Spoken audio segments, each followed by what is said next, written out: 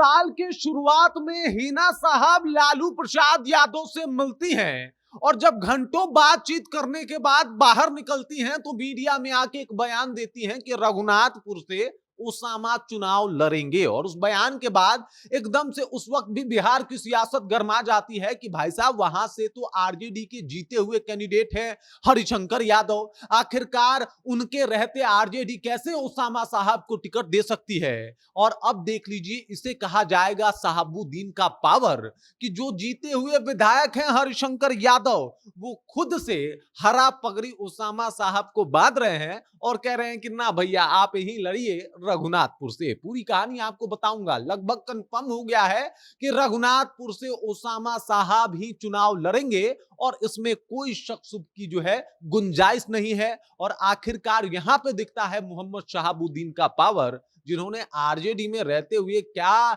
कमाल किया है आरजेडी के लिए, उसे अब तक आरजेडी भुला नहीं पाई है। पूरी कहानी आपको बताएंगे, सब कुछ से आपको रूबरू कराएंगे, लेकिन उससे पहले मेरा परिचय जान लीजिए। मेरा नाम है रजत और आप जनता जंक्शन देख रहे हैं। सबसे पहले इन तस्वीरों को देखिए और इन तस्वीरों को देख के आप अंदाजा लगा सकते हैं कि भाई साहब माहौल क्या है।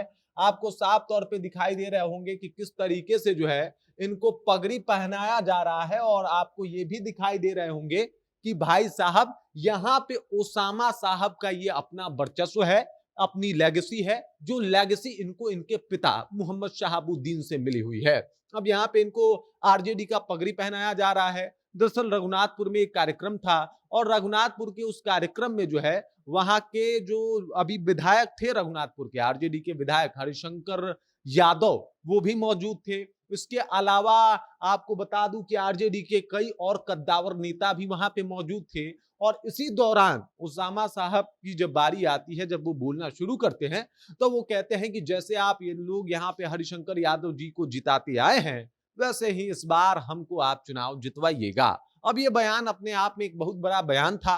लोगों ने सोचा कि क्या इसके बाद हरिशंकर यादव की प्रतिक्रिया होगी। हरिशंकर यादव उठते हैं और एक हरा पगड़ी जो है वो ओसामा साहब के सर पे बांध देते हैं। और ये सर पे बांधना लगभग इस बात के ऊपर पुख्ता मुहर लगाता हुआ दिखाई दे रहा है कि भाई साहब आरजेडी लगभग कंफर्म है कि रघुनाथपुर से वो ओसामा साहब को ही जो है अपना उम्मीदवार चुनेगी और ओसामा साहब को ही रघुनाथपुर से टिकट देगी। आपको बता दूं कि वो दिन याद कीजिए जब ओसामा साहब और साथ ही साथ हिना साहब जो है वो लालू प्रसाद यादव और तेजस्वी यादव से मिले थे। और जब तेजस्वी यादव और लालू यादव से मिलकर हिना साहब बाहर निकली थी तो मीडिया में उन्होंने कहा था कि भाई साहब हमें तो रघुनाथपुर चाहिए, हम रघुनाथपुर से चुनाव लड़ेंगे। ओसामा, सबसे बड़ी बात है कि ओसामा को लॉन्च किया जाएगा और वो रघुनाथपुर से ही चुनाव लड़ेंगे।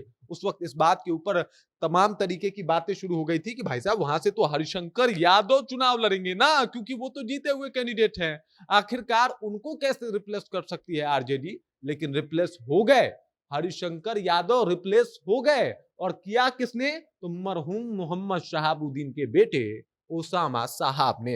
यहाँ पे आप देख सकते हैं ये चीजें बहुत ज्यादा जरूरी भी थी। जरूरी इस वजह से भी थी क्योंकि इनको अपना एमवाई समीकरण बचाना था। लोकसभा का दर्द अभी तक ये लोग भूले नहीं थे कि भाई साहब आरजेडी किस तरीके से सारण तक में चुनाव हार जाती है। सिवान का असर इतना गहरा और इतना घातक होता है आरजेडी के साथ। रोहिणी आचार्य को चुनाव हारना पड़ता है और वो दर्द भूली नहीं थी आरजेडी। वो नहीं चाहती थी कि भाई साहब इस बार भी एमवाई समीकरण की धज्जियां उड़े। इससे पहले क्लियर कर दो, ओसामा साहब तो रहेंगे भाई। जहां उन्होंने बिहार के मैप पे जहां उंगली रख दी वहां से ओसामा साहब ही चुनाव लड़ेंगे, ऐसा माहौल था और ये होता हुआ दिखाई भी दे रहा है। उन्होंने उंगली रखी रघुनाथपुर पे और रघुनाथपुर से टिकट देना पड़ा आरजेडी को, वो भी अपने जीते हुए कैंडिडेट को हटा के रिप्लेस करके। लगभग कंफर्म हो गया है कि टिकट ओसामा साहब को ही मिलेगा। पावर ऑफ साहबुद्दीन कह सकते हैं और ये पावर ऑफ ओसामा साहब कह सकते हैं। बाकी इस खबर, इस जानकारी को लेकर आप क्या सोचते हैं, आपके जहन में क्या कुछ चल रहा है, कृपया कमेंट कीजिए और अपना विचार हम तक पहुंचा दीजिए। बाकी आप देख रहे हैं जनता जंक्शन और मेरा नाम रजत है।